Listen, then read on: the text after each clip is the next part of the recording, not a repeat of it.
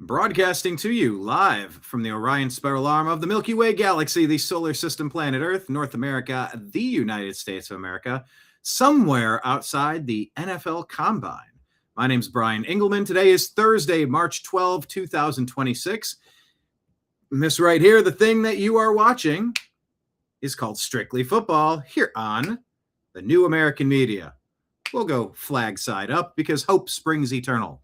On today's episode, we're going to get caught up on some of the interesting things we may have learned or started salivating over at the Combine. We're going to talk about the NFL trades and the trade that was then wasn't. What the was that all about? Baltimore Ravens. We'll get into it. And then, of course, all the free agency stuff. You got players being cut. You have free agents being signed. You got wheeling and dealing and pick swaps and all sorts of things occurring. Hope springs eternal for Izzy's Cowboys, for my Cleveland Browns. And, of course, we're all aiming at Jim and Mike's Super Bowl champion, Seattle Seahawks. So buckle up. Strictly Football Season 2, Episode 31 begins right now. Hi, this is Eric Metcalf, and you're watching Unhappy Hour.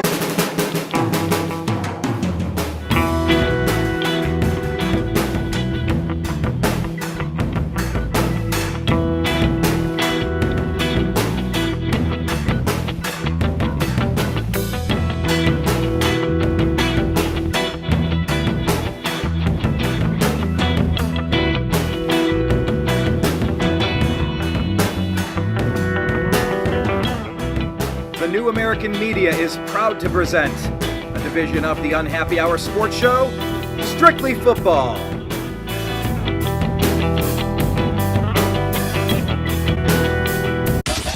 It's the Unhappy Hour.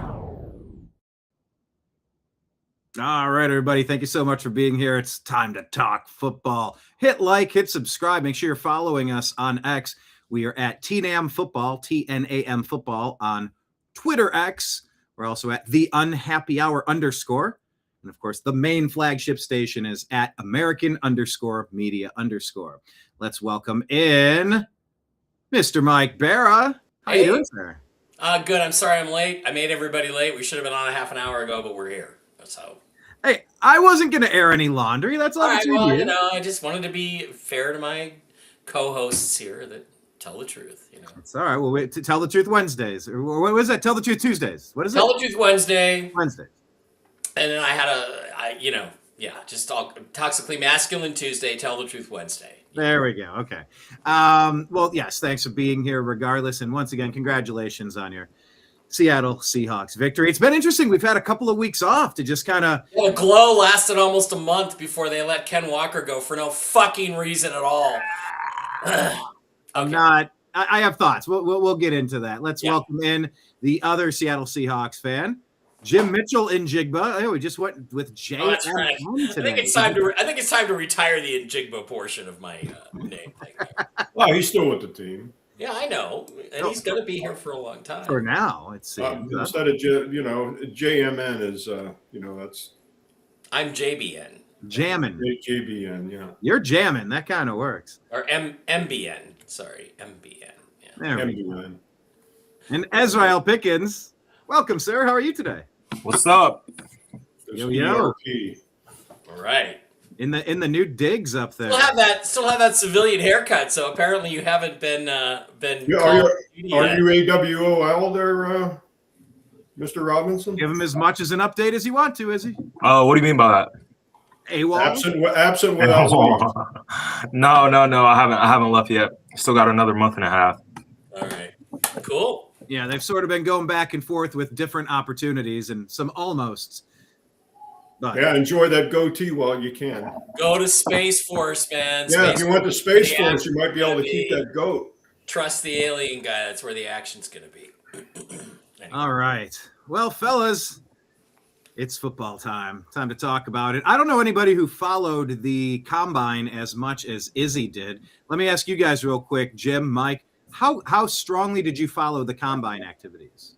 Well, for me, not at all, because all the Seahawks needed to do, in my mind, was retain most of the free agents they had, or a few of them, one key one especially, but they didn't. But and so the draft doesn't matter to me at all this year. I mean, now I have to pay attention to it because we've created gaping holes at a couple positions that I guess we can only address in the draft.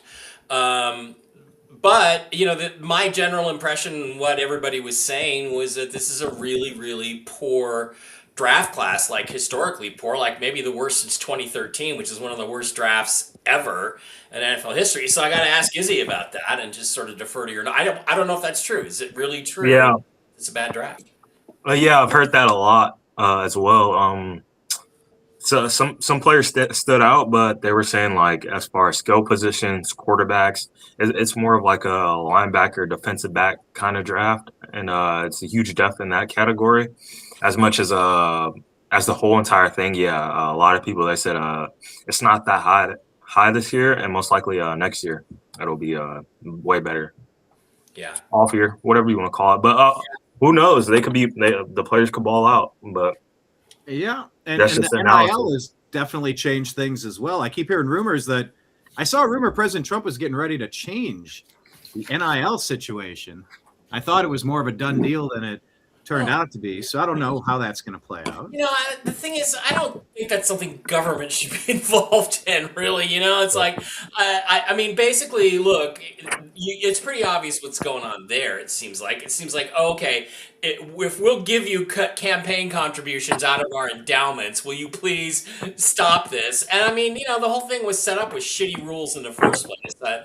I think the players should, probably have a few restrictions on them, but I don't know, Jim, do you like it? I think that's kind of cool because now any team can come along like Indiana and put out the best college team money can buy and win a national championship. What's wrong with Indiana? Would never ever have contended for a national championship under the old system. So what's wrong with that? Yeah, we mentioned that. We mentioned that a couple of shows ago, where I quoted Ed Orgeron, who was the head coach of LSU.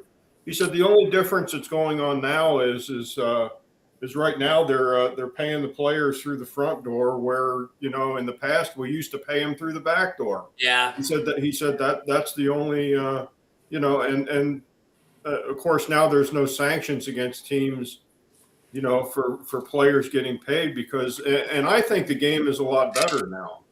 I mean, it makes the NCAA more a minor league team for the National Football League. Yeah, and it's I think it's a better product, and that's one reason why you're going to see the playoff picture expand. I mean, what are they at right now? 8, 12 teams? Yeah, it's 12 teams. It's 12 teams. Well, it wasn't too many years ago where it was only 4. But yeah. It's the product is a lot better, and I think it's a lot better for the National Football League because you're getting players coming out of the draft.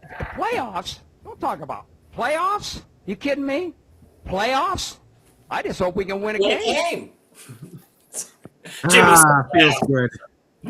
You're getting more players out of the draft now that are older and allegedly I'll say allegedly more mature, and players that are playing in college football right now. There's a certain tier of players that realize that they can make more money right now as an alleged amateur than they can going pro, and that's why they're going to stay in college. That's the thing. That's the thing. And what's wrong with that? There's guys that are great college players that are not going to be great professional players. So what's wrong with the free market making a few? I mean, these universities are making tens of millions, hundreds of millions of dollars off these guys. Why not let the players get some of that scrap? I mean, they're the ones creating it, right? Yeah, I completely agree. Wait, Jim, you were gonna go, or? All right. Yeah, I completely agree. The players, they do deserve to be paid to a certain extent. It just depends on the amount. Some of these players, I'm like, whoa, that's a lot of money. But at the same time, there was this quarterback this year for Ole Miss, he played pretty good in the playoffs. He almost took him to the national championship, and he's not eligible for another year. And he's like, why would I go to the draft knowing that I'm not going to be a high pick, and I'll get paid more money playing in college, and even if the NFL doesn't work out. So he's trying to make his money now, and for the speculation that he just started popping off in his last year of eligibility. So maybe the next year he makes it, maybe the next year he doesn't, but at least he has enough money to be stable for a while. So, yeah, I completely agree with the players getting paid. Even before, I mean, when it was under the table or when there was no NIL, when the players weren't getting paid, the schools, they have the money from it and they don't even spend it on other things besides sports. And now they're paying the players. It's like, at least that's a plus to it, in my opinion. Yeah. Right. Yeah, I think so too. So it'll be interesting to follow. I saw the news last week that they might get involved and change it. We'll see. We shall see. We know that the colleges have been providing an air quote education and giving the kids opportunities, but man, they've been raking in money hand over fist, and they've essentially been professional athletes this whole time. So I'm fine with them making some money, but yeah, now that free agency is in college, it's really weird. There's no signing up for a 4-year commitment, signing up for a 4-year term in the military, signing up and seeing it through. It's just every year you're a free agent. I don't know that that's a particularly good thing for college football. So, well, that's right, Brian. I mean, you can say there's more honesty in the deal making now, and there's more honesty between the college football and the professional football. But the thing is it's all above board. And they're not. The administrators in the colleges that have the better football teams aren't more apt to try to sweep everything under the rug and try to hide things. And if you're not compelled to hide things and things are more above board, you get a better look at the aptitude of the players. And that's what I like about it. Yeah. Well, we had a chance to evaluate the players during the combine. Izzy, I didn't follow it nearly as much, but being around you the past couple of weeks has been, it's almost like I followed perennial top 5 pick, so you should have been right there, Brian. Why weren't you watching? Exactly. Hey, top six. We're not top 5. Come on now. We're not. Oh, we got a top 6 this year. Ooh, moving up in the world. Yep. All right, I got a graphic to show you. We'll tell you because I think. By the way, I just got a notification on my phone. The Cleveland Browns have announced that they have decided to pull out of the Deshaun Watson trade, as the Seattle Seahawks would also like to pull out of the Jamal Adams trade. Yeah, that was great. We sent that in the group chat. Yeah, that was great. Well, we'll get to the Ravens and Max Crosby because that is some crazy shit. We'll get to that. I thought you were going to say. Breaking news, I just found out that the Cleveland Browns have been eliminated from the playoffs. Yeah. No, did you guys see that Geno Smith got traded the day before, the first day or the day before, and somebody posted a picture of Geno in a Jets uniform with the words eliminated, the eliminated for the playoffs thing. I think that was an old David Letterman joke. He'd always make it about the Mets or somebody, sometimes the Indians. Yeah, the Jets are automatically eliminated from playoff contention. Well, who's the furthest odds right now at the sports book, Mike? That's got to be the Jets, don't you think? It's got to be. They're the third worst, the Jets. Yeah. The absolute worst right now are the Cardinals because they're going to move off of Murray. Yeah, they did cut him, didn't they? Yep. Didn't they cut him? Yeah. I saw this morning where they were due to cut him, and I don't think they've done it yet. But they are plus 40,000 to win the Super Bowl. And right now, second to last, Ryan, I'm sorry, plus 35,000 to win the Super Bowl. So wait, that means if I place a bet, how much? So if I place $1 bet, I think it's 100 to win 35 grand. $100 to win 35 grand.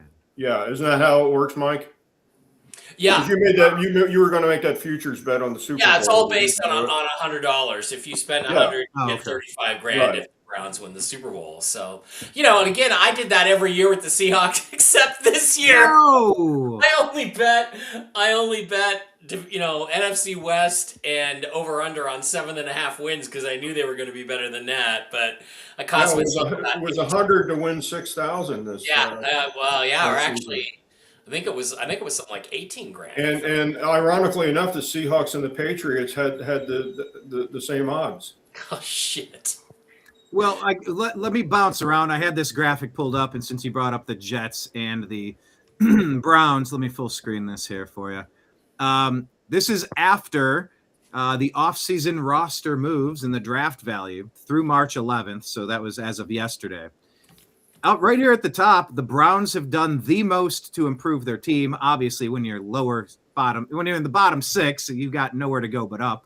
But the Browns and Jets have done more to improve their rosters, along with the Titans and the Rams, shockingly.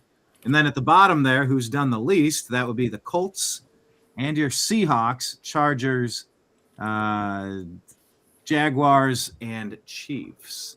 So for what it's worth, it's not necessarily the betting odds, but it's statistics, it's data. Izzy, statistics and data, that is the cornerstone of the combine. And you followed it closely. Why don't you not that close? I think you're going a little bit ahead, but I followed a little bit enough to know some of the players' names. Well, tell us a little bit about what stood out to you during the combine. It was very interesting. If I'm right, this is the second fastest combine of all time, or the first, as in a 40-yard dash ranking. So the players seem to get faster and faster every year. And as far as that, a lot of people they overperformed, and usually how it is, and they boosted their draft stock, and a lot of players they didn't show up or do the combine at all. So, I mean, there's a lot of interesting guys here. So I can't pull anything up, but as far as draft position, the Raiders are number one. Most likely Fernando Mendoza is going to go there. Then you have the Jets, Cardinals, Titans, Giants, Browns, Commanders, Saints, Chiefs, and Bengals in the top 10. So it's a lot of, just in general, there's a lot of interesting guys. I don't know if you want me to go through, I got a list put up from ESPN of the top 10 or top 25 ranked players after the combine. But here's what I'd like to ask you. Since the Seahawks now have a gaping need at running back, what do you think about the running backs? I know everybody thinks Price is spectacular, but where do you think they're going to go, and who are the next 2 or 3 guys behind him, based on what you think you know at this point? So Jeremiah Love is the number 1 right now at the moment. Yeah, Love. Price. Yeah, the speculation for Jeremiah Love was that the Chiefs were going to grab him.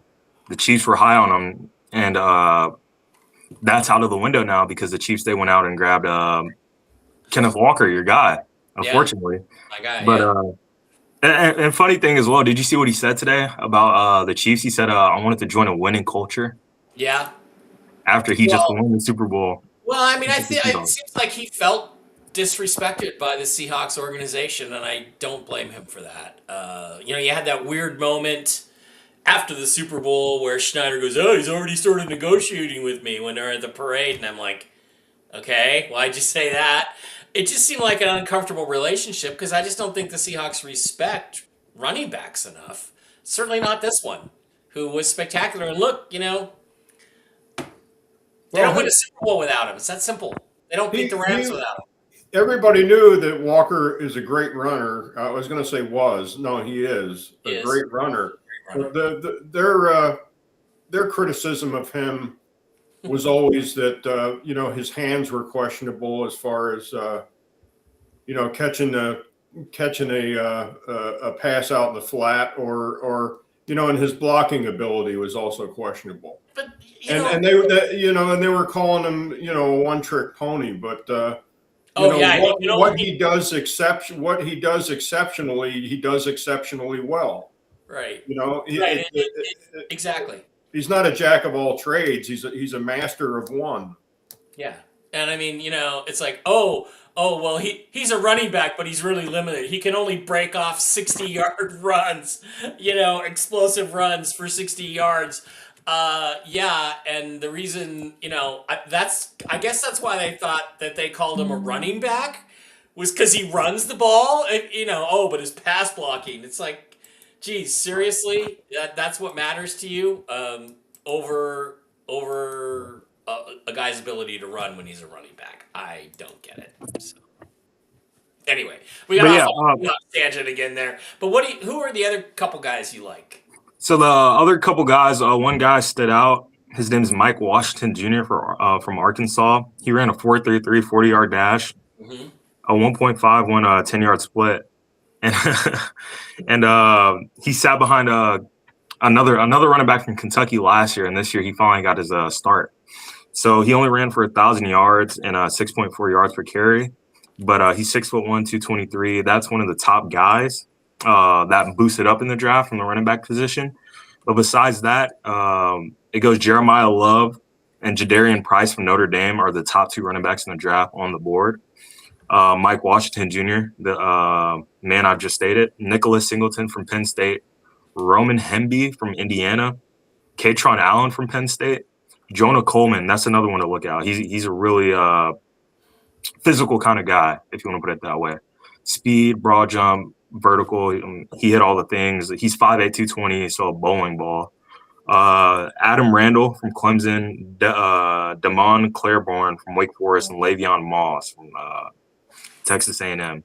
So mainly Jeremiah Love is the first running back taken off the board. It depends on who wants him. Of course, like I said, the Chiefs are out of the mix. I did hear some talks about the Cardinals possibly grabbing him at 3 or trading back to grab him because they want another running back.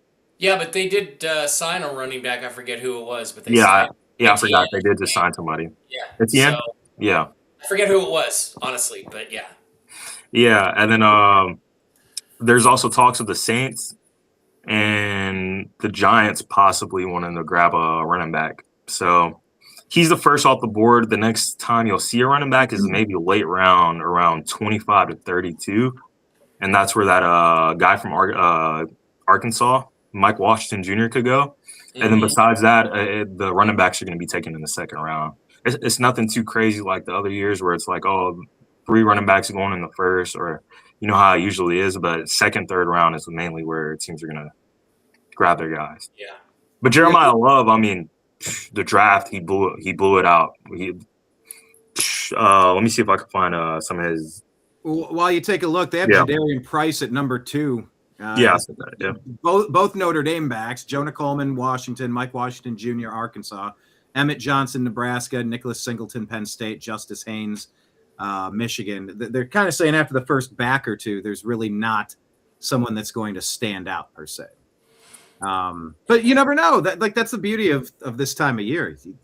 If you can draft Tom Brady in the, what round did they get him? 7th? 6th. Sixth 199 is 6th round. Yeah. I mean, Drew Aller, he's not going to be a top 5 pick, but he has the physical tools. He hasn't impressed me yet, but you never know. He might turn out to be the best quarterback in the draft. Who would have thought Sam Darnold would be the first quarterback out of that draft to win a Super Bowl? Yeah, I didn't have that on my bingo card at all. It was Tyler Algier that went to the Cardinals. So Algier, okay. That's a better running back room for Bijan. A lot of his carries got taken. So yeah, and the thing is about that for the Cardinals is it to me it makes it unlikely they're going to spend a first round pick on a running back. So. Yeah. It seems after the players and trades and free agency that a lot of the teams that wanted to grab one, they've got a guy, and I'm guessing they're saying they're going to wait and hopefully draft another position. So, but I guess the Seahawks went with their running back Kenneth Walker III out of necessity, Jim. But you're all about trends and. People say Emmitt Smith's rushing record is something that'll never be broken again because they don't build offensive lines like that and they don't feed somebody the rock that many times a game anymore. Do you think the trend might be going back to a one back? Because it seems like we've been stuck in this. I play a lot of fantasy football. In this whole vulturing touchdowns but to the second and third string running back, man, it's brutal for me trying to figure out what it is. But do you think the league is going to stay with 2 running backs or running back by committee? Or do you think maybe it's like the criticism they had with Walker? He wasn't exactly an A+ player as far as a blocking back, but I was always a fan of the I formation, in the backfield, going with the 2 running back situation, speaking of that, we lost Emerson Boozer from the Jets 2 days ago. He just passed away. Oh, he did? He was 82 years old. Yeah. Yeah, he was Super Bowl 3 with Namath. Yeah, Matt Snell and Emerson. Boozer. Yeah, that was the first football game I ever watched. And that was one of the greatest dual running back situations that there was. I mean, when they upset the Baltimore Colts. Yeah, that would be like. I mean, he was a great player. Emerson. He would be like Earl Campbell, or even who's the Steelers guy, Jerome Bettis. If they passed, he's that kind of player. Yeah. Yeah. All right. Well, is he any other loose ends from the combine that you want to talk about? You said it was the fastest ever. Some Ohio State players balled out. No surprise there. Yeah, about that. I was just going to state Ohio State. They have 3 guys looking to go in the top 10 or 7. So that's pretty huge, and they're all on defense. You got a safety, Caleb Downs. He didn't participate in any of the workouts, but I mean, he's proven himself on the field. The big question now, though, is they did take a test on his knee, and it came back a possible partial ACL tear and meniscus tear. So that might drop his stock depending on how teams view him. Especially he's a safety. Teams don't view safeties that high, but he's so good that he's most likely to go top 10. You have Arvell Reese, who's the consensus 1-1 on the draft board besides Mendoza. If teams didn't need quarterbacks, he's on there. Linebacker from Ohio State, and Sony Styles is a linebacker from Ohio State. He was looking to go 15 to 20 before the combine. And right after, he broke every linebacker record at the combine: 40 time, broad jump, vertical, 10-yard split, shuttle. Every record you could think, he broke it for the linebackers. He's 6'5", 244, by the way. So that is one guy to look out for. And as far as other players, there's an offensive guard from Penn State. I really can't say his name. I'll butcher it. He's, I'm guessing, Hawaiian or some kind of Polynesian descent. Fernando Mendoza at 6. David Bailey, edge from Texas Tech. Monroe Freeling from Georgia. Francis Magoya, offensive tackle. And Kenyon Sadiq, that's another one. It's a 6'3", 241-pound tight end from Oregon. He broke the tight end 40 time. I think he ran a 4.33. And he broke the broad jump for tight ends and then the vertical jump. But right after that, there's another tight end from, I think, Vanderbilt named Eli Stowers, who broke the broad jump and the vertical record right after. So it's a lot of athletic freaks. You can say that. But as far as skill on the field, not so good on the other end. That's about it. Okay. Yeah, I mean, we've learned how to train at maximum capacity. We've learned how to get the largest broad jump and the fastest 40 times, and that's great. But yeah, I mean, end of the day, do you have a nose for the ball if you're on defense? Do you know how to get coached? Do you understand the schemes? Do you know where to be? Are you coachable? Do you understand the game of football? There's a lot of questions that you can't really measure at the combine. But yeah, that makes a lot of sense. I mean, I'm surprised they don't have a pole vaulting event at the combine. Yeah. Maybe they should, actually. Maybe they should. Yeah, we can use that in football, Well, the triple jump. Maybe you could use a triple jump on the sidelines, trying to pat a ball in keep it alive for an interception or something. But man, there has been so many moves made. I don't know. How do we want to approach this? Do we want to try to go through team by team? Do we like? There's That's too long, but Yeah. go with the highlights. Talk about our main teams here: the Browns, the Cowboys. Top players, yeah. Talked a lot about the Seahawks already, but yeah. I got an interesting stat to throw out. We can start talking about this. Geno Smith essentially helped the Raiders, obtain Fernando Mendoza. Now he's going to the Jets, and he's going to help the Jets obtain Arch Manning. So Possibly. hopefully, Geno's going back to the Jets, and hopefully somebody won't punch him in the nose and break his nose again, like his first year when he was with the Jets. He's a real team player, that guy. He's a real team player. Yeah, That's I don't know. Favorite players is Geno. Yeah, I don't know if Arch is going to be what people are hoping he's going to be, but they often say that the Cleveland Browns are playing for 2027, and of course Jimmy Haslam's connection to Tennessee and the Manning family might make it seem that way. But if we want to talk about the Browns, we've basically rebuilt our entire line. Jenkins, center. Quincy, that's Tevin. We got two Jenkins. We got double Jenkins, and I'm okay with that. Zion Johnson, left guard. Titus Howard, right tackle. We made a trade to get the right tackle from the Texans. I'm always leery to trade with the Texans, although it was the Brock Osweiler trade that got us Nick Chubb back in the day, if you recall. But, yeah, I mean, our offensive line aged out all at the same time. Like, the entire offensive line are gone. They're all free agents. They've all been cut or traded or – So, Brian, is this the formula to keep Shador's jersey clean? Well, look, I don't know how great it's going to be. Izzy, you had thoughts on Zion Johnson, for example. You had strong feelings about him. Yeah, I mean, I preached it all year that, and on paper, the Chargers have one of the worst O-lines or the worst O-line in the NFL, and Zion Johnson was a contributor to that horrible O-line. And I mentioned to Brian that Zion Johnson just got picked up by the Browns. And he's an athletic freak. I mean, he was a first-round pick 3 or 4 years ago from the Chargers. He just hasn't succumbed to anything good. And a bit of a conversation we had was that how much of it was the coaching staff and how much of it was what he learned.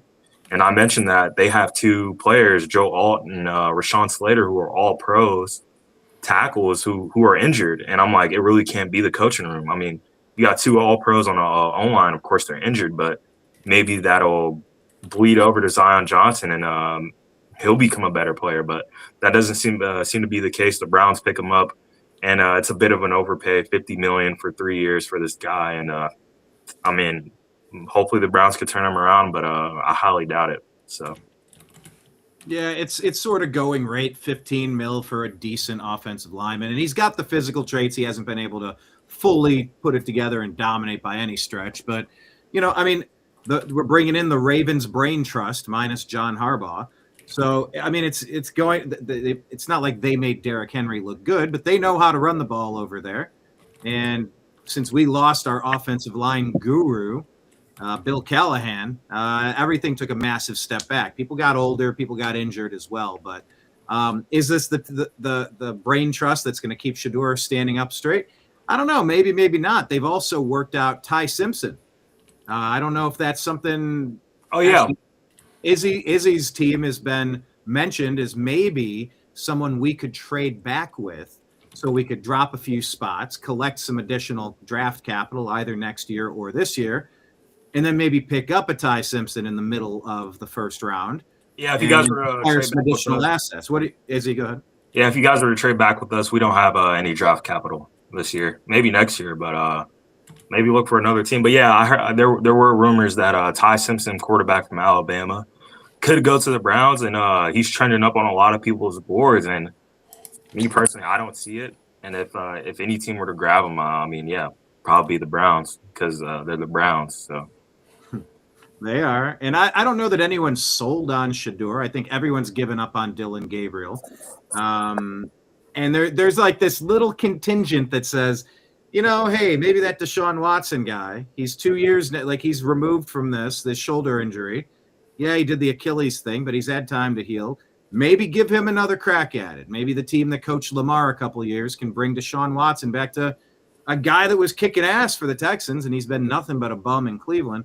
I'm not holding my breath. I don't think anyone is. But I also don't know if we're ready to invest too much draft capital at quarterback, knowing that we have so many other holes to fill. I don't know.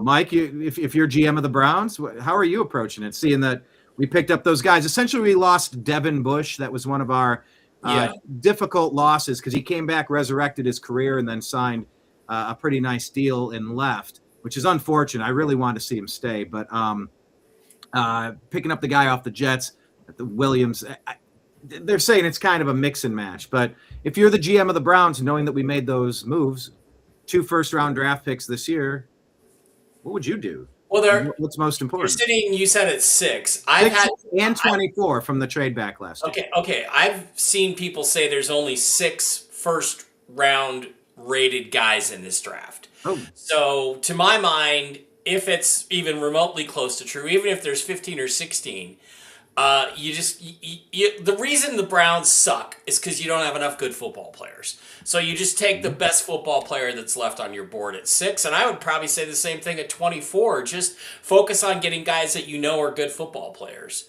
and hope that your new coaching staff can coach them up and do the right thing and get them going, and not mess around with a lot of trades and stuff. Now, if somebody wants your picks and is willing to give you picks in next year's draft, a whole bunch of them, we'll give you a 3rd back this year and our first next year or something, then I would say do it, because next year's draft appears to be much stronger than this year's. But I wouldn't fool around. You got 2 first-round picks, go out and find the 2 best guys, regardless of the position. It's not like you have an overload at any position where you can say, except for Myles Garrett, No. There's nobody on your team that I would really say, we don't, we don't need anybody there. So just take the best players that are on the board, and don't worry about needs or positions or all that. Just get more good football players. Jim, does that make sense to you? Do you have any players that have caught your eye, or any specific thoughts on the Cleveland situation? I don't know how closely you follow it. I've looked at maybe Carnell Tate, if he's there at 6, just to get a guy that is very polished, very, you don't play several years in the Buckeye system being a schlub. It would be nice to get an actual wide receiver 1 that can just, if not be spectacular, be consistently good. We haven't had a really good, solid wide receiver since Josh Gordon, but he was never reliable. The best ability is availability, Jim. Yeah, I really don't see any fault in who the Browns have picked up. I just think that they need to put the quarterback position under a better microscope. I don't think that they spend enough time researching who they want to bring in as quarterback. If you look at the history of the Browns, the quarterbacks that they brought in, who was their last really good quarterback, Brian?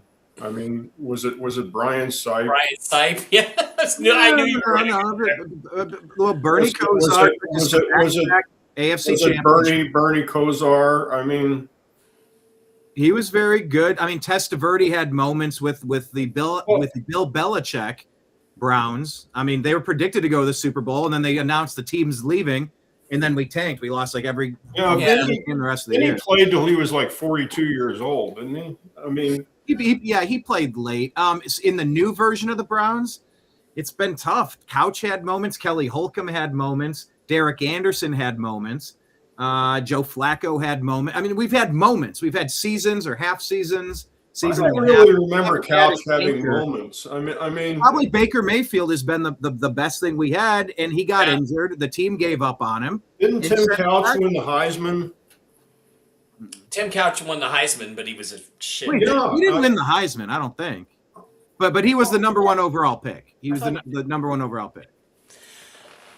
But look, Brian, you guys, you brought in some new offensive linemen, and somebody like Jeremiah Love, if he's sitting there at number 6, it wouldn't be a bad pick for you guys at all, because he's going to get a lot of yards behind a revamped offensive line.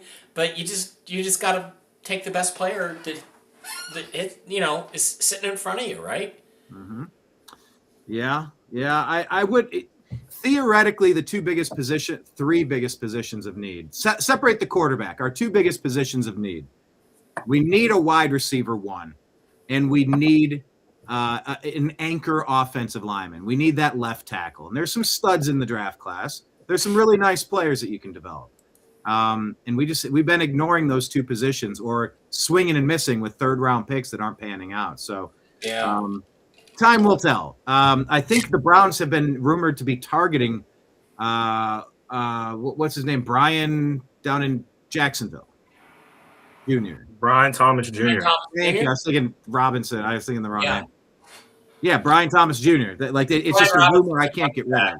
Yeah, Brian Thomas. I mean, it's weird that he's on the market if he is, because apparently, it's got to be some sort of attitude problem. It's like Tariq Woolen has incredible talent, but he's a knucklehead. And I don't know if you saw, but Russ Tucker did a thing yesterday where he said, I was the he talks really funny. I was the sideline reporter against the Rams, and he made a play, and it was a great play. And then he starts John with the Rams, and the ref says, knock it off. And he keeps doing it, and he keeps doing it. And, he's a knucklehead. So maybe that was the NFC Championship game. Yeah. And then he loses almost cost focus. him the game. Yards. A touchdown that they could have lost the game. And the same thing happened in the Super Bowl. He gets into it. There's a streaker. He starts getting into it with the Patriots. He gets a penalty, and then he gives up a touchdown. 2 plays later, he gives up 2 completions because he loses focus. So he's a knucklehead.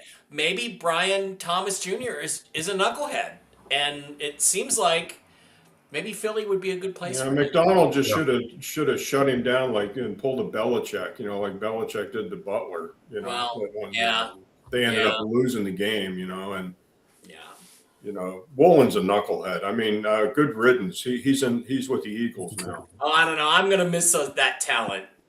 I wish the Cowboys got him. I mean, he has a lot of talent, but we need corners. So even if he is, we need that. Well, tell us about Cowboys. The Cowboys are no strangers to knuckleheads either, so it's not like. Tell me about it. Yeah. There was talks about. Well, we'll get into it, but as far as the Cowboys off season so far, Jerry Jones has been making significant moves with restructuring contracts.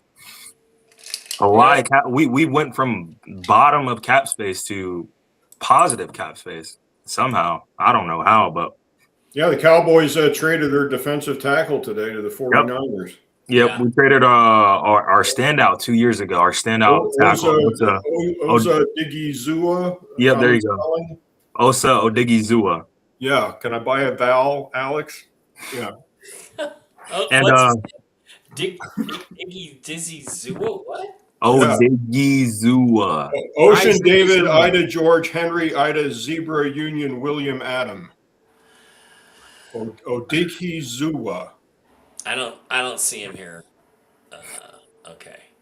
Osa first name. Osa. Yeah. We'll just call him Osa. Maybe they've already got him off of the cap thing on over the cap. I don't know. I don't see him there. So yeah. What other moves, Izzy, did you want to highlight with the Cowboys? All right, there we go. My thing cut out for a second. Yeah, we created a lot of cap space. But for the Cowboys, we traded Osa Odigizua 2 years ago. I think he made an All-Pro, a second team All-Pro, Pro Bowl, something like that. And this year it was less, of course, output because the team sucked. And but we also traded Michael Parsons for 2 firsts and Kenny Clark, and then we trade for a top 3 defensive tackle and Quentin Williams. So there's really no movement. Those are 2 guys who are clearly better and proven than Osa. So we trade him for a 3rd round pick. A lot of people speculated he's worth a 2nd round pick because we're paying him $20 million a year, which is a lot for the position. And we have no draft capital this year. We have 2 first round picks, and then our next pick is the 5th round. So we get a 3rd round pick out of it. I don't mind it. And supposedly we're switching up our defensive scheme from a 4-down front to a 3-down front. So we're gonna figure some stuff out on defense, of course. And then as far as that, Jalen Thompson, he was a captain for the Cardinals, safety. We signed him to a 5-year, $50 million deal, and or no, 3-year, $33 million deal. And he helps out safety position. I mean, anyone on defense. This is really where we're doing our dipping. Sam Williams, we re-signed him to 1-year, $3 million deal. He's a defensive end. He's okay, nothing special. I mean, we got him in the 3rd round. We get a dude named Otito Ogboninia. No offense. Yeah, no offense from butchering your name, but a 1-year, $3 million deal. Just a lot of small pickups. So we get another safety, PJ Locke from the Broncos.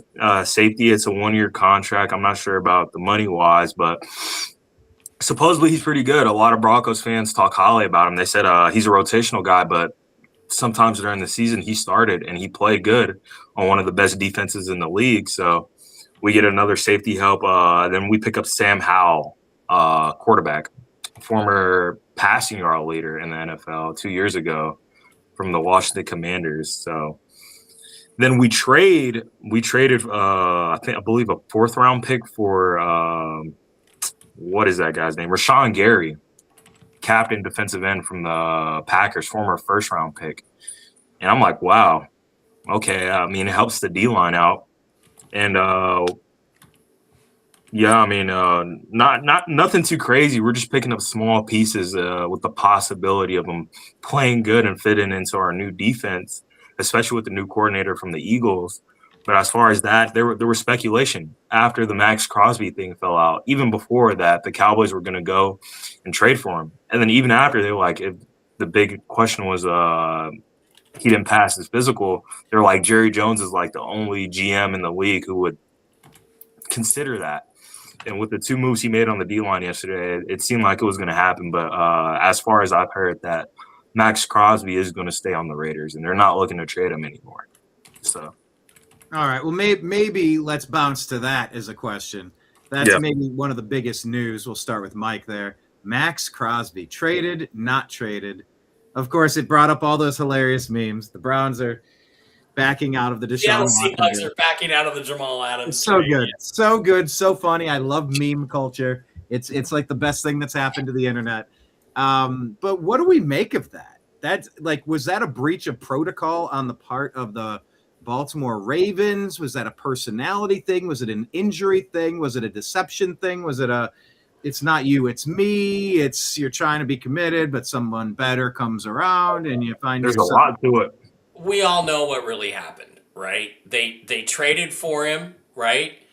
And thinking that Hendrickson was going to be a lot more expensive, they kicked the tires on Hendrickson, found out they could get him a lot cheaper, and so they came up with an excuse to back out of the trade, which is failing a physical. You can fail a player on a physical for any reason, at any time. Anytime you can bring him in and fail him on his physical. It's purely up to the team. It's completely, there's no standards for what a pass physical is. So they just decided, we think Trey Hendrickson at half the money, without giving up any draft picks, is going to be just as good as Max Crosby at full price would be. So, I mean, it's pretty clear what happened. Is it ethical? No. Is it legal? Yeah, you can do that. All you have to do is say he failed his physical. They did that.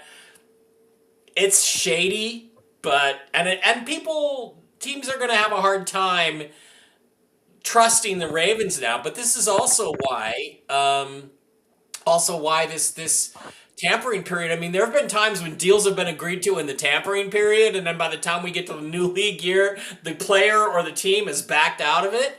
There's been cases where guys have been franchise tagged. And when you're franchise tagged, supposedly your money's guaranteed. Who was it? Le'Veon Bell, I think it was with the Jets.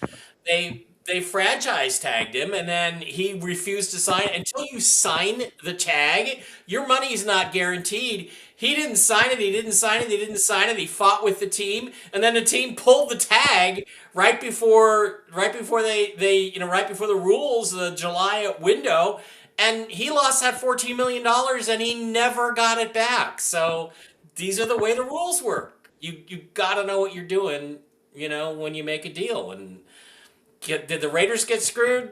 Yeah, a little bit, but it wasn't. Again, it's ethics. It's not. It's like And how screwed are you when at the Dak end of the day Prescott. you get Max Crosby? It's like Dak Prescott, dumping the mother of his 2 children right before they got married. Is it ethical? No, but it's probably the smart play, Dak. Exactly. So, I mean, she just can't. You can't convince me. She comes off the bachelor party weekend, and he cancels the wedding. You cannot convince me there wasn't something there on that issue. So it's the same thing. Dak and his fiance, and Max and the Ravens and the Raiders, same thing to my mind. Well, the interesting thing about that deal with Crosby, Tyler Linderbaum was supposed to be part of that transaction, was he not? No, he was not. No. He was a free agent. Yeah, he was separate. Yeah. So he was separate. He had nothing to do with the Crosby trade. Nope. Yeah, because as of this morning, Linderbaum is still signing with the Raiders. Yep. Yeah. As their center. Highest paid center all the time. Really? Yep. Yeah. So they can absorb it. Their cap is astronomical. They went out and signed like most of the top guys in the free agents market. Yeah. Yeah. Well, the other interesting thing was it was reported yesterday that Crosby was still on crutches as of 2 weeks ago. Yeah. I mean, they knew it. Yeah, sure they did. Anybody that did their research on him should have known that.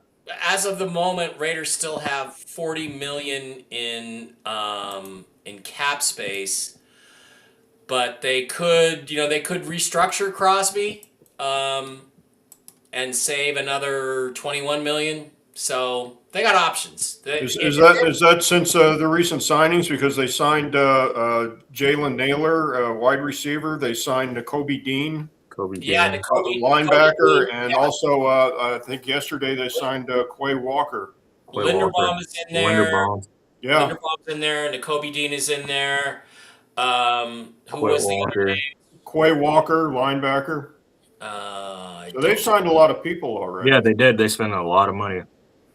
Let me, I can I do a screen share here? Yeah, I can. Let me do a screen share. You can. Show you. We can go through it if Brian brings it up. Yes, sir. There it is. So yeah, Crosby, Colton Miller, Tyler Linderbaum's in there. Malcolm Kuntz, Kwity Paye, Nakobe Dean is there. I didn't know the other 2 guys. What was the wide receiver's name again? Jalen Naylor. Naylor? Oh, I thought I saw it. Yeah, he's there. Jalen Naylor is there. Quay Walker was a top 10 on free agents available. I don't see Quay Walker in there, so he may not be accounted for.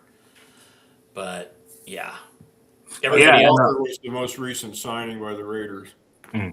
I was going to state as well. There were talks today as well that the Ravens were planning on signing both Trey Hendrickson and keeping Max Crosby. They had them in the building at the same time, and they pitched it out to Trey Hendrickson, and they were like, Matt, both of them, they were in the building at the same time. There were talks between the agents and the teams that were like, hey, we're willing to bring both you guys on. And I'm guessing, like you said, the Ravens just got cold feet. They don't want to spend 2 first-round picks for a 29-year-old with an injury. So, yeah, I think Mike's scenario makes the most sense. Yeah. All right.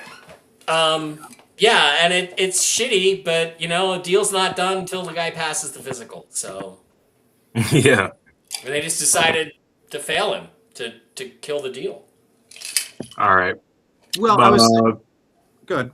I was gonna say, you guys want me to go through like the top free agents that were available that got signed to teams, like 10 or 15? I think all 3, maybe all 4 of us have a list in front of us. If you want to get it going, I had Trey Hendrickson as the number 1, 31 years old, going to the Ravens. Poor Joe Burrow. He's like, for a minute there, he goes, whoo, Max Crosby almost came to my division. Joe Burrow is banging Jessica Alba in Vegas as we speak, so he's doing okay, even though she's 44. Joe Burrow's doing fine. Did you guys see that?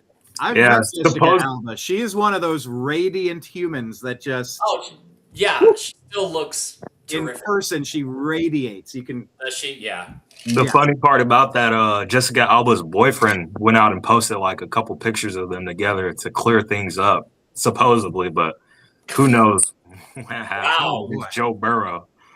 So. Yeah. All right. But yeah, let's go through the list. What do you? Trey Hendrickson went to the Ravens. He was the number one free agent. Tyler Linderbaum went to the Raiders. He was the second. This is going 26 years old. Huge record-setting contract for centers at the new market. Jalen Phillips went to the Carolina Panthers. 6'5" defensive end. He's 4-year deal. Like I don't have the numbers as far as money, but he was on the top 5 list of free agents. The Panthers picked up some good guys as free agency as well. And that hurts the Eagles, which helps you. Yeah, the Eagles are down, and they lose Nakobe Dean as well, and possibly Reed Blankenship, the safety. So they're taking some big hits, and their coordinator's gone, their defensive coordinator. So the Eagles not looking so good. And there's talks of A.J. Brown getting traded once again during the draft. So who knows? Alec Pierce, he got signed again, re-signed with the Colts. That was one of the big ones because he wanted a lot of money for people who thought that he wasn't that good. But when you got guys like DK Metcalf who signed for more money than him, then it's like the wide receiver market. Is he the guy who dropped the football before he was in the end zone? No. That was another guy. Yeah. Alec Pierce is more of a just. He averages 20, the most in the league, 21 yards per catch. So he's a very big deep ball threat. And if I'm right, the Colts today re-signed Daniel Jones. They put it to a contract thing where if someone matched it, so that was before, but today they confirmed that they're re-signing. He got $50 million guaranteed. Yep, that's good money. It's between his contract is between 88 mil and 100 mil. I was going to say the Alec Pierce signing just sort of goes to show drafting a top 5 or number 6 overall wide receiver. Alec Pierce getting the money that he got is sort of insane. Why not draft the baller at the top of the draft and have control over them for a few years before you got to pay him? How much did he make? Is he making $114 million contract. Yeah. Over 3-4 years? It's got to be Daniel Jones. I got it up. We're talking Daniel Jones. We're talking Alec Pierce first. What the Jones was. Yeah. The other thing too to remember is these APY and my average per year means nothing. It doesn't mean anything because almost nobody except somebody like, I don't know, Deshaun Watson, whose contract is fully guaranteed, nobody ever gets paid their full average annual value. They don't get paid that. The contract is always torn up after 2 years or 3 years. The guy's either cut or they do an extension where they get new money or different money. So that doesn't mean anything. The only reason APY, Boye Mafe from the Seahawks, he got 3 years and $60 million from the Bengals. $20 million a year for a guy with 2 sacks? No, he fucking didn't get that money. They're not going to pay him half that. Okay, the only thing that they pay that you can count on is first-year salary, whatever that is, because you're not going to cut the guy before he even plays, and guaranteed money that's guaranteed against injury and everything like that. That's what's going to count. So when you get into these deals, you're going to find out they're way less than they sound at the beginning. Now, why do we get APY? Why do they tell us, oh, he's averaging $20 million a year? I'll tell you why. Because the agents are giving those numbers to Tom Pelissero and Adam Schefter and Jay Glazer, all of their friends, to leak it out there. You know why? Because agents get paid on the gross. They don't get paid on what the player actually receives. So his 3% or 2% or 5%, they're going to get that. So they leak these ridiculous numbers. So the player goes, hey, I got $60 million. So now I owe you $3 million, which is 5% of $60 million. Boye Mafe pays the agent, but he's never going to see that much money. So, sorry. No, that's a good way of explaining it. I didn't know it. Yeah. That gets under my skin because you have, that's why you have to use tools like OTC to look at the details of the contract and see what the player is really going to make, which is usually a lot less. Yeah, the guaranteed money is really all the. I mean, players get cut all the time. We know that for sure. Right. They just. But agents want the fake number out there because that's what they get their fee on is. $60 million.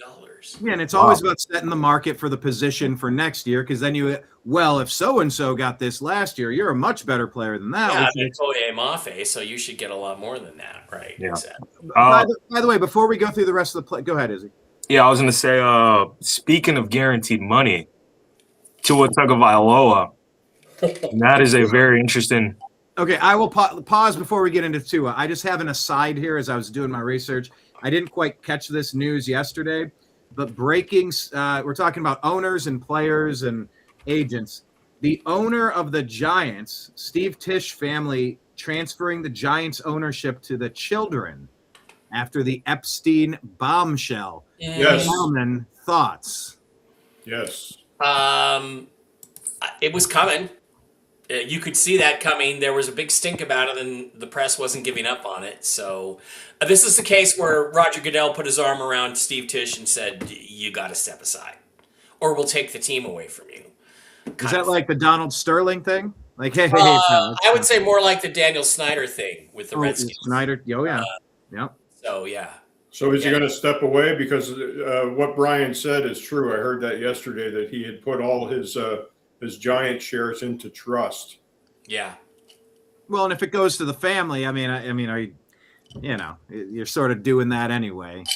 Well, should you be forced to sell if you end up in a whole quagmire?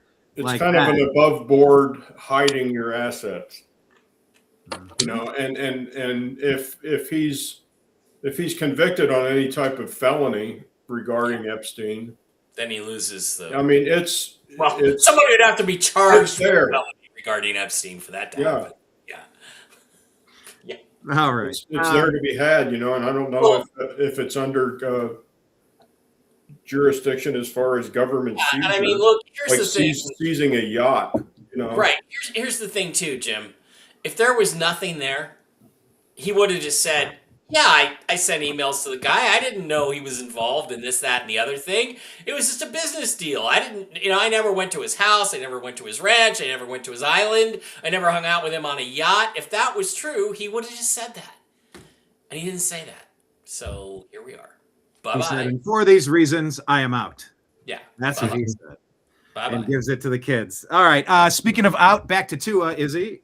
Yeah, guaranteed money. Mike was talking about that. Tua has a record $99.2 million in dead cap, and he joins the Falcons for a 1-year, $1.3 million deal because he's still getting paid his guaranteed contract of $167 million from a.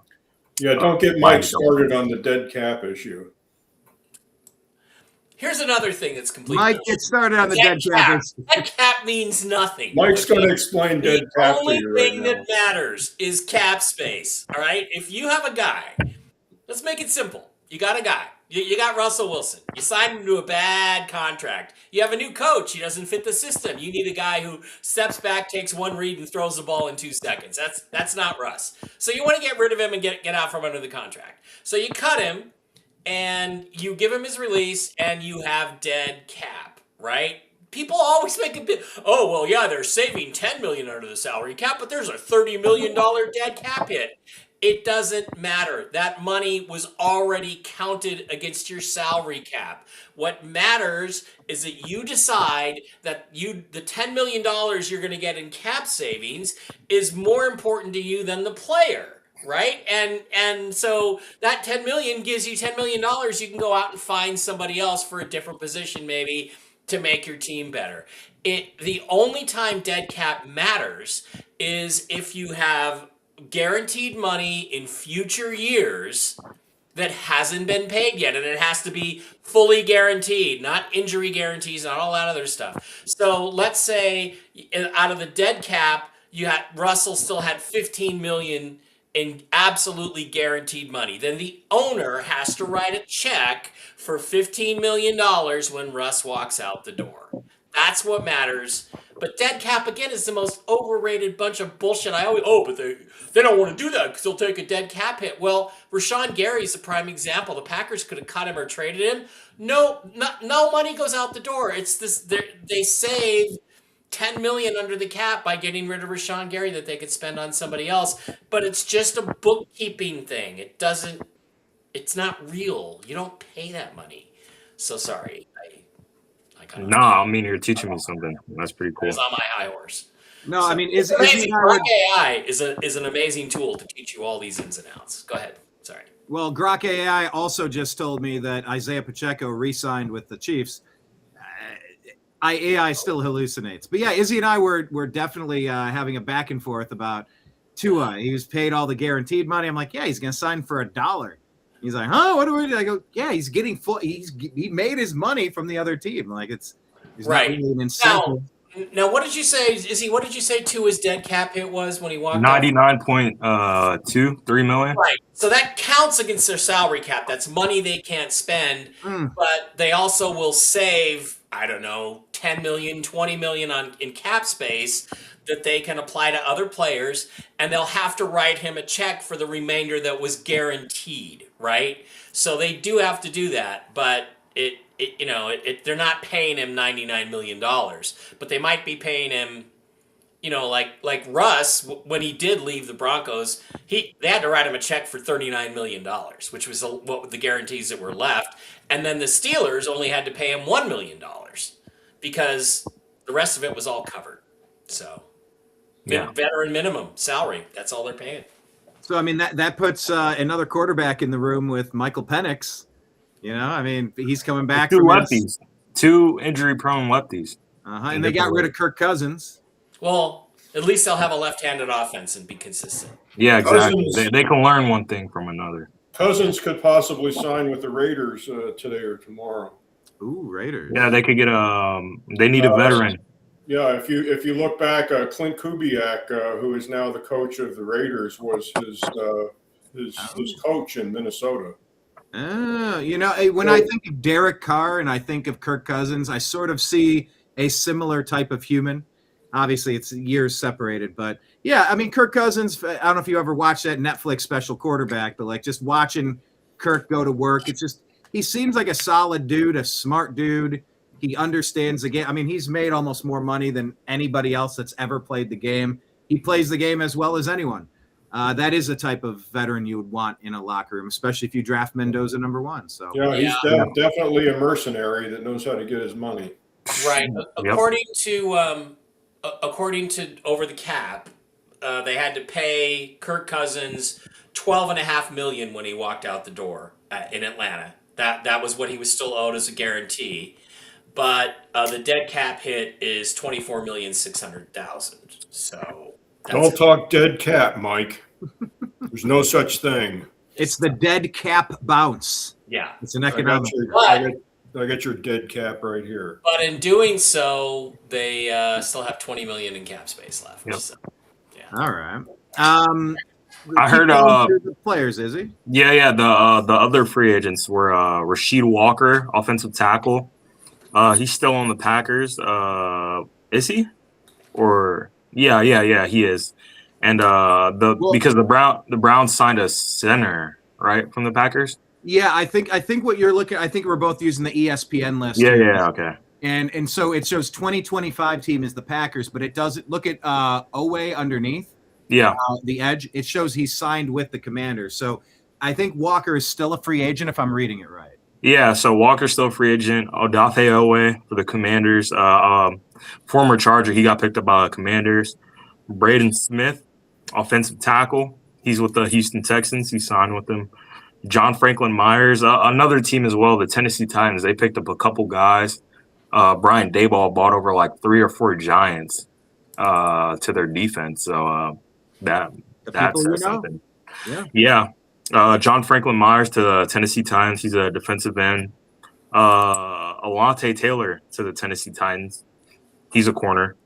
Quay Walker to the Raiders. Reek Woolen to the Eagles. Mike Evans to San Francisco. That's a bigger name. Let's talk about Mike Evans for a second. That hurts me as a Baker Mayfield fan. I wanted to keep seeing that, but I mean he's reaching the end of his career. The Buccaneers missed the playoffs on a tiebreaker last year. Yes. And I think that was one of the things that bugged him, that he missed the playoffs last year, Mike. I said it probably bugged him that he missed the playoffs. Playoffs? Playoffs? You kidding me? No, Mike Evans. Playoffs? So we can I win just a hope we game. can win a game. He wanted to win a game, that's for sure. I don't think this is a slight on Baker Mayfield, his ability to win games or anything. It's just the 49ers were pretty close, and they've had a problem at wide receiver 1. And they released Brandon Ayuk yesterday, Who could I be coming believe. to Cleveland, by the way? Who could be coming to Do Cleveland? you really want that guy on your team? Bruh, we just need someone that can make the catches. Jerry Judy's a good You want a too. guy who can make catches who hasn't played a football game all year. So they've already released Ayuk. Yeah, So they I heard just this released him. morning he was due to leave, so I guess he's already done that. Yep. 113 miles per hour, probably on the way out as well. So he's another speeder. But also the Rams, style. they signed the Rams just fleeced. Well, not fleeced, but the Rams took both of the Kansas City Chiefs. The Chiefs had a good defense. I mean, of course, every year they pretty much do. They take both their starting corners, corner 1 and 2. First, with the trade of getting Trent McDuffie, all-pro corner from the Chiefs. They trade a first-round pick and I believe Jalen Watson. yeah, 5th, a 7th, and a 3rd, I believe. 1st, 3rd, 5th, and 7th for Trent McDuffie, all-pro, and then they get his corner mate, Jalen Watson, because they needed some DB help. Yep. So, and it wasn't their, mind you, it wasn't their top 15 first-round pick. It was their late-round first-round pick for Trent McDuffie. So they can still get, they're talking about a receiver or offensive lineman or another guy on defense. So they're getting stronger, even though the year just ended off where they did. And I've heard some talks of Kyler Murray going to the Rams and sitting behind Matthew Stafford for a year or two until he retires, then picking up with a squad full of guys that he could go out and play with. That's a possibility. I've heard that that's one of the best landing spots for him. And a lot of people that were asking why wouldn't he want to go play somewhere else. It's also the answer of why go play for a bummy team for a year or two and nothing pans out when you could sit a year or two and have a contender, depending how it looks out. So, I mean, that's Sam a Darnold possibility. and Baker Mayfield go ahead to waste half a year each in purgatory in Carolina. They bounced back and found a place to go. So Speaking of quarterbacks who kind of sat for a little bit or bounced off the team that drafted them, then found a landing spot, what do we think about Malik Willis going down to Miami? He showed us a little bit, a couple flashes filling in Green Bay. Do we think he's a starting caliber quarterback? Well, one thing we know about Malik, he can play when the temperature's cold, because he plays Yeah. Green Bay. So we don't have to worry about that stat with Tua, Well, we better remember it for next year, Jim, when we're doing our trends. Oh yeah. Well, I'll update Malik. I'll do some research on Malik, how he plays in temperatures under 40 degrees, because I think that's the number. he'll have a lot more games, especially since he's from the Packers. So. Yeah. Mike, you have any thoughts on Malik? Oh, there he is. Where did I go? You're still here. Where did I go? What happened? That's probably on my end. You entered a wormhole. You did some Y-Files stuff. I mean, Jim likes who are we talking about? Malik Willis. Malik Willis. Jim likes him. I think he's okay. I think he's a Tyrod Taylor, career guy. But, that's not horrible. He's probably a bridge until next year. I mean, so let me ask you this. So you think the rumor now apparently is that you think that Cousins is going to be the bridge in Las Vegas here? You think that's the general drift? That's the rumor on sports radio, is that Cousins is coming to the Raiders. Yeah. Mostly Okay. because of Kubiak. Okay. That'd be fine. Malik Willis, I really don't think he's a starter. I think he's a part-time fill-in guy. I feel like he's developed a lot from his rookie year, because that quarterback draft class was atrocious. The top 3 guys were Desmond Ridder, Kenny Pickett, and Malik Willis. Yeah. And the reason why he was talked about a lot was because of his physical ability. And, Right. of course, he played for Tennessee for a bit. But going to the Packers, I mean, that helped him out a lot. I mean, it made him money. It made his tenure longer for the NFL. So yeah, he got some good coaching with a good team, and that always helps. But the Vikings helped Sam Darnold immensely. I think he's potentially a better quarterback, potentially to be a better quarterback than Kyler Murray. I think he's more focused as far as his job is concerned. Yeah. Instead of playing Call of Duty. He's slightly bigger. He's slightly bigger than Kyler Murray, and he's got the wheels too. I mean, he's a good scrambler. Yep. Yeah. I have a question about Kenneth Walker on the Chiefs. What do we expect from him this year? Pacheco's gone. Patrick Mahomes is gone. Travis Kelce's coming back. I expect him to spend a lot of time in the bank cashing checks. Yeah. Look, he's a good runner and he's explosive. And I think behind a decent offensive line, if Patrick Mahomes gets healthy, throwing the ball, I think that he's going to be a really good player for them for 2 or 3 years. I mean, he's 25 years old. He plays his best in the big games. He doesn't ever fumble, and he's explosive as shit. So if they put a decent offensive line up there, I think he's going to be really good. And it's interesting because I think we talked about this on one of the other shows. He changed about 5 games before the end of the season. He started standing straight up when they lined up instead of crouching down, and all of a sudden he started making the right cuts because his biggest problem was that he would make the wrong choice. It's almost like he was able to see the chess pieces moving when he stood up, when he could see the board clearer, and made better decisions after that. That's what. Jim, before you go, real quick, I was just going to make the point that I told Izzy the other day about driving. I was like, I don't want a little car. A little car when you're out on the freeway, like you're down here looking at door handles. I like an SUV where you can kind of see what's ahead of you. You have a lay of the land. You just have a better bird's eye perspective. And if he started standing up and playing better, maybe there's something to that, Jim. Yeah, I think I think the Chiefs will appreciate him. I mean, there was some talk about Tyreek Hill, coming back to the Chiefs, and that's a bridge too far. I mean, that ship has sailed. I mean, that'd be like a pair of brown loafers in a room full of tuxedos. They don't want to bring him back into the Chiefs. And Walker is just a more reliable player than Tyreek Hill. And you're not going to have all that off-field bullshit, And a reliable person. He's a good person. Yeah. I mean, you get stopped by the cops on South Beach and you won't roll down your window. Please. Is Tyreek Hill going to sign with anybody? Do you think somebody like the Cowboys takes him? Yeah, I was going to say the Cowboys is like the only team that would take him. Maybe Tyreek Hill can learn to speak Canadian.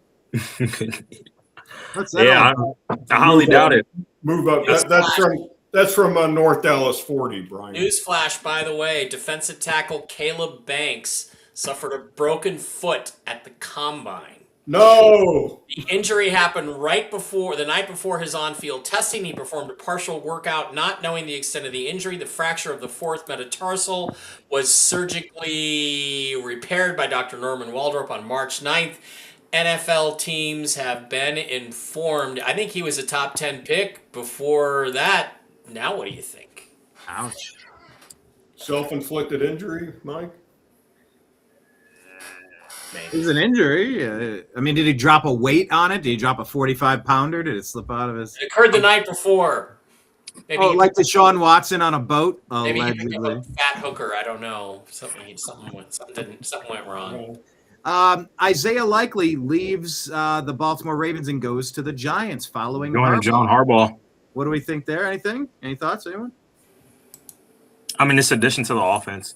I mean, didn't they just get another running back as well with the Giants? I'm not sure who, but well, I'll keep buzzing through the list. Romeo Dobbs going to the Patriots, fellas. That's who you just beat. Is Dobbs going to help Drake May get over the hump? I don't know. Is he taking that stupid helmet with him, or? It's like he can't slip away from anybody because that helmet is so gigantic. It's like a huge lighthouse out there. It's like, there's Dobbs. Does he wear the kazoo helmet? Yeah, the big. Is it the cover or is it just the size of the lid? It's just the size. No, it's the cover. He looks like Toad on Super Mario Brothers. He's just like got a Toad. Or Larry Fitzgerald. He just looks like Larry. Yeah. Oh, I got a question for Mike and Jim. I mean, I know I texted in a group chat, but hear from you guys. Like, how do you feel about the free agent departures from your team? Do you think that's going to affect you guys a lot upcoming for this year and contention to go back to back, or how are you feeling about that? I'll let you go ahead, Jim. But I don't have a clue. I mean, the biggest loss obviously was Walker, and for some reason they didn't want to scratch that check. But I agree with Mike. I think he was a better threat than Charbonnet is, and he has less of a propensity to get injured, and you can go with that adage, your best ability is availability, and Walker was available. Played every game. And unfortunately, Zach couldn't play in the Super Bowl, and I'm sure that, that hurts like a hot knife. That's going to haunt him the rest of his career, and it's a shame. I mean, because I'm sure he's a good dude and everything, but Speaking of haunting, a little exaggerated. Yeah. Oh, look, it's Larry Fitzgerald. No, that's biggest fucking noggin I've is that Ramondre?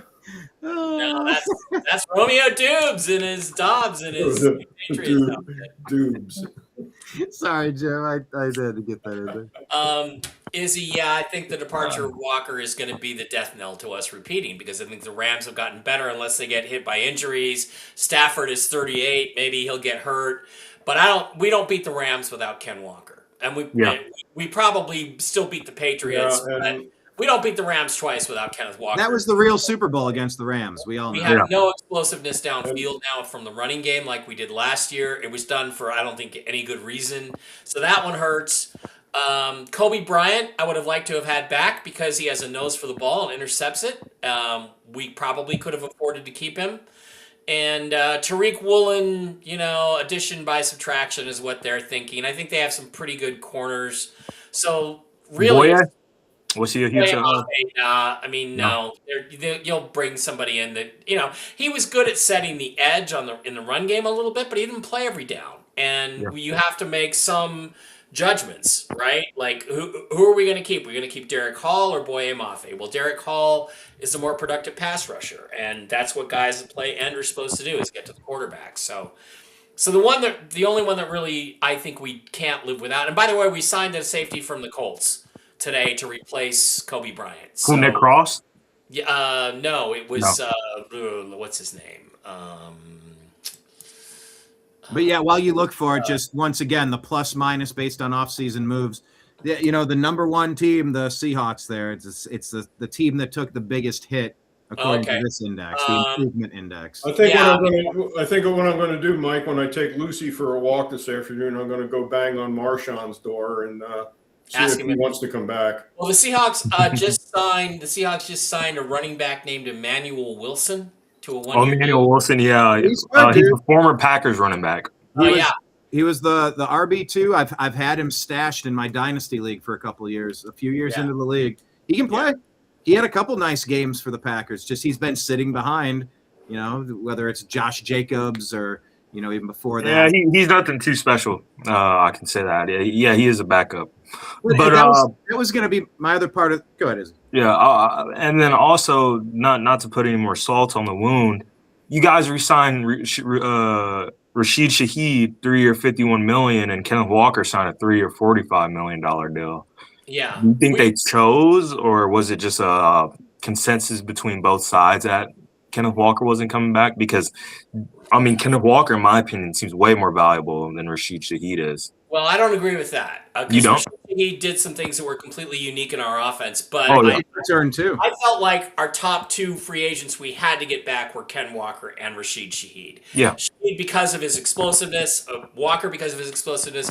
Shaheed was your number one deep threat. And remember, like in the Super Bowl, Shaheed could have had 2 touchdowns, and it wasn't this Gonzalez guy. On one play, Sam Darnold underthrew him, and on the other play, Sam Darnold overthrew him. He was open both times, potentially for touchdowns. So he's your deep threat and an elite kick returner, certainly the best kick returner in the game right now. Yeah.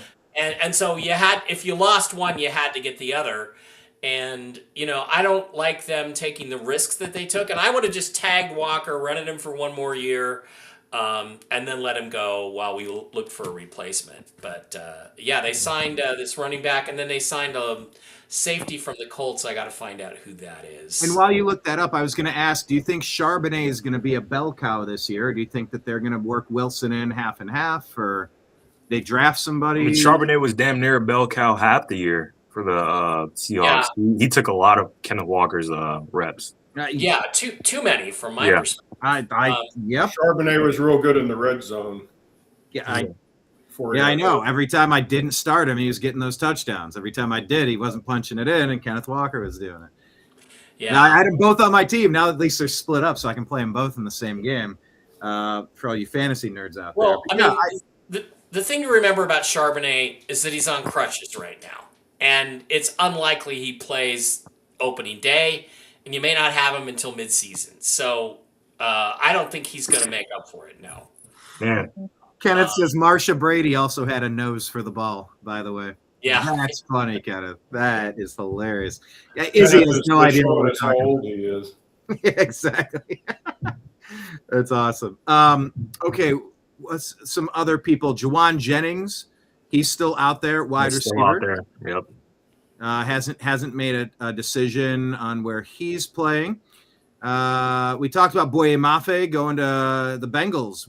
What are they getting? How much does that help them, guys? You watched him more than anybody. He just said they could afford to lose him. Nothing that special, but I mean, for the Bengals, it's defense. I mean, the Bengals' defense sucks, as we know. So defense is defense. Kels re-signed with the Chiefs yesterday. Yep. Yeah, 14th season. 12 mil. One season. Okay, so it's Rodney Thomas that the Seahawks signed. I don't know who that is. Rodney Thomas? I don't either. 4-year guy. So the Browns released David Njoku, who's now on the market. And I thought maybe Travis Kelce coming back home to Cleveland would have been fun, especially if he's only got a year left in the tank and, come home and play a year. But, he's just so comfortable in Kansas City. It wasn't meant to be. But I wonder where Njoku's going to sign or if he has anything left in the tank. Well, Kansas City might be a good place for him to go to learn everything behind Kelce for a year. So, if I was him, I'd be looking for something like that. Mm-hmm. Wow, here we are, breaking news. More breaking news? No, we're getting it today on the show. Oh, okay, yeah, I love it. DJ Moore went to the Bills. What do you think about that, Brian? Oh yeah. Let me check chat if we have our Canadian buddy always up there in Ontario. He's a huge Bills fan. He's not in right now. DJ Moore, he's kind of bounced around a couple places. The Bears wide receiver room was a little weird last year, just trying to figure out Odunze and some of the rookies and the new guys and the DJ Moores. It's got to help the Bills. It's got to help him a lot. He knows how to play. Is he top 5? No, I don't think he's a top 5. But that's definitely going to help the Bills. Is Stephon Diggs off of there now? Is he gone? Yeah, Stephon Diggs. Gone. He was on the Patriots. Wait, Mike and I talked about that the other day. Tim does not like Stephon. I think we had that. We all had that he was one and done. He's just not a likable guy. He's a locker room bust, and he's a me guy. Let's ask this question: Who gets signed first? Tyreek Hill or Stephon? Playoffs? You kidding me? Playoffs? I just hope we can win a game. I just posted it there for you to use it the next time somebody said playoffs, Brian. I heard the beep and I just went to it. It only seems to play once, and then it won't play again. So I don't see Stephon. I heard the beep and I went there instead of here. Sorry. It's just in storage in the background, Brian. Okay. All right. Diggs is 32 years old. He wears out his welcome, in 4 months. Yeah. So will Diggs have more NFL contracts than children from this point forward? That's a good over/under bet. We should put that put it on Twitter, which one of us needs to post. Maybe I'll post it on Twitter. That's a good one. Well, I would like to see personally, Brian. I would like to see Stephon Diggs and Tyreek Hill in Cleveland. I think that would be fun. Ooh. And Ayuk. And Ayuk. Is Ayuk ever going to play again? I mean, after what happened with that, Jesus, that's insane. Tyreek Hill, Brandon Ayuk, and Stephon Diggs all to the Cleveland Browns with Shadur. How Browns would that be? Who's stopping this offense? Well, Tyreek. Oh man, that would be. I would watch every game. I would get the red zone to watch that. Because you never know what one of them's going to strip. Antonio Brown comes out of retirement. Antonio Brown. I mean, now that's fitting. That's a tough pair to draw to. Yeah. Antonio Brown and Stephon Diggs. Wow. Okay. And AJ Brown. Let me hit this note. Greg Newsome, the Browns traded this. We did a swap with the Jacksonville Jaguars, and then he left them. So, I mean, they just rented him. We got a good player in return, and now he's re-signed with the Giants. He's only 26 years old, former first-round pick. So he's someone to keep an eye on. Yeah, Stephon Diggs is 32. He had 1,000 yards, 4 touchdowns, 1 season with the Patriots. Yeah, good for him. Yeah, good for him. Joey Bosa played for the Bills last year. He's a free agent. I don't know where he's going to go. A pretty good guy, too. Alex Anzalone from the Lions, the linebackers captain. He's on the Tampa Bay Buccaneers. 2-year deal, so the Lions, they take a hit to their defense as well. And another one to that, what's this dude's name? Wan'Dale Robinson, wide receiver, too, for the Giants. He joins Brian Dable back with the Tennessee Titans, so trying to get something going. Yeah, I mean, Wan'Dale kind of came on last year. Did okay. That's Wan'Dale with an apostrophe. Is that right? Yep. Dale. Wan'Dale. Out of curiosity, speaking of apostrophes, did you happen to see the PetSmart video yet? No. Which one? The only one. Maybe I'll play it in a moment here, just for no apparent reason. But it's about apostrophes. It's you just kind of got to see it. I got 2 apostrophes in my name. Easy. Wait, you have 2 apostrophes? Yeah, first and middle name has one apostrophe. There should be an apostrophe between the Z and the R. Yeah, there is. Yeah. Couldn't you type that in, when you signed up? Yeah, I did. Okay, I found it. Since we're talking about apostrophes, this is the perfect chance here. And by the way, Izzy, cue up any of the final players we want to mention as we start winding this down. Make sure you're following us in all of the places. Strictly football. This is the song about apostrophes, and any of us pet lovers, I know you are, Mike. Actually, all of us, we all have pets, right? I mean, yeah. Izzy got smacked by Nimbus earlier in the episode. That was awesome. Yeah. It wasn't smacked. He just, hey, look at me. Here's a song about apostrophes because these guys can't figure out what's going on. Oh, hold on. There we go.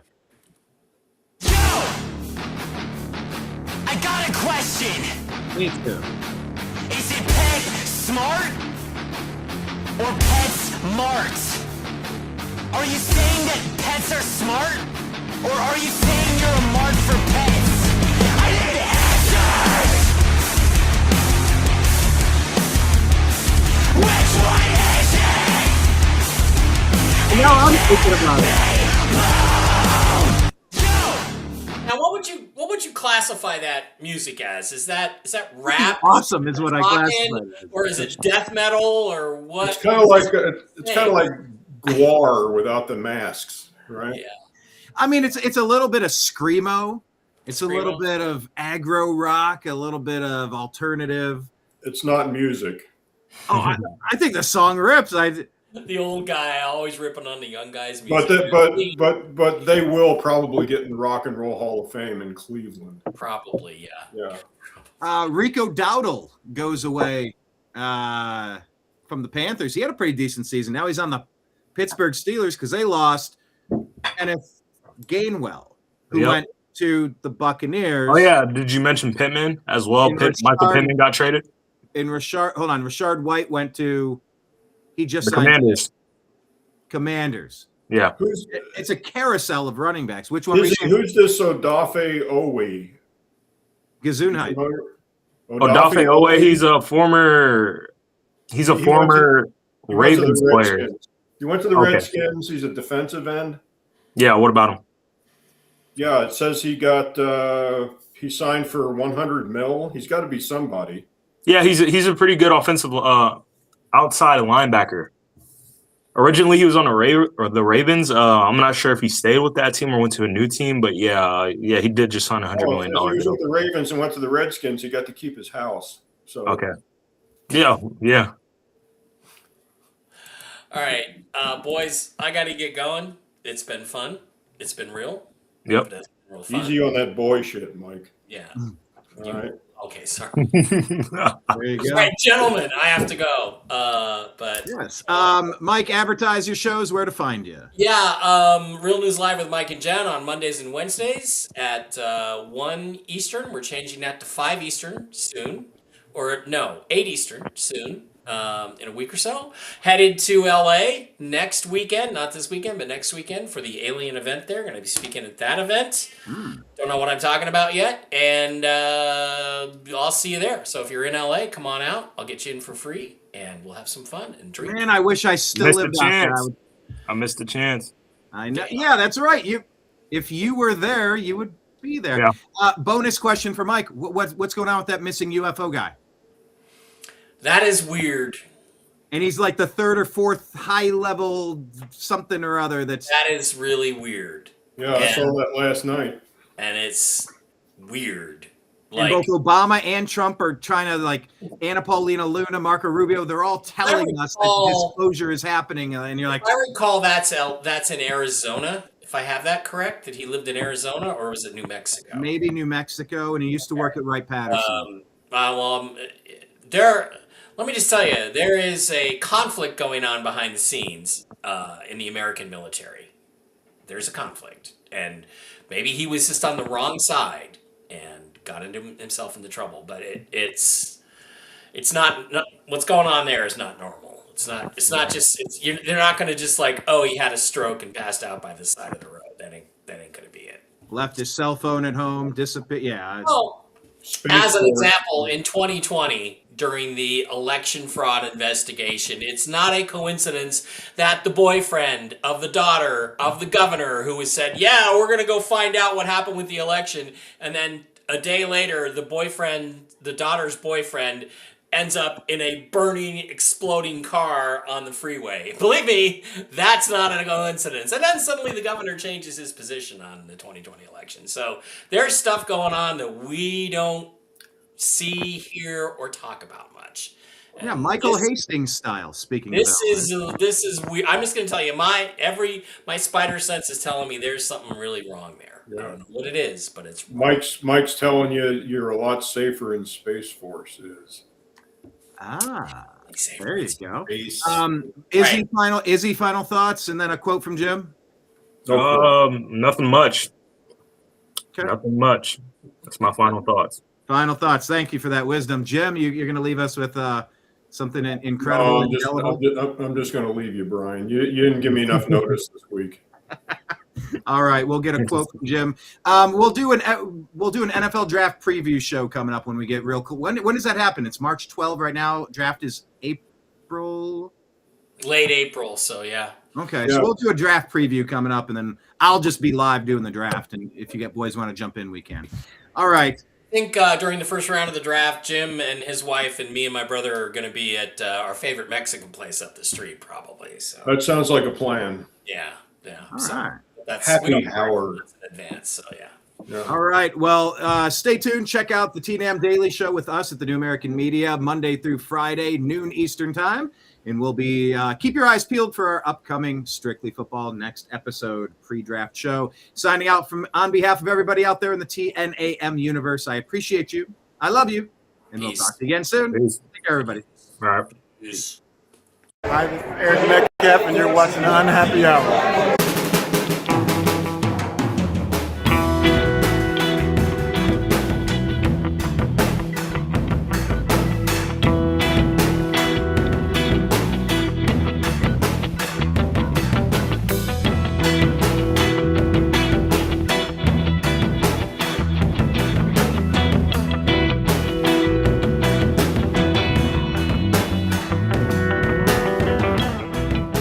New American Media is proud to present a division of the Unhappy Hour Sports Show, Strictly Football.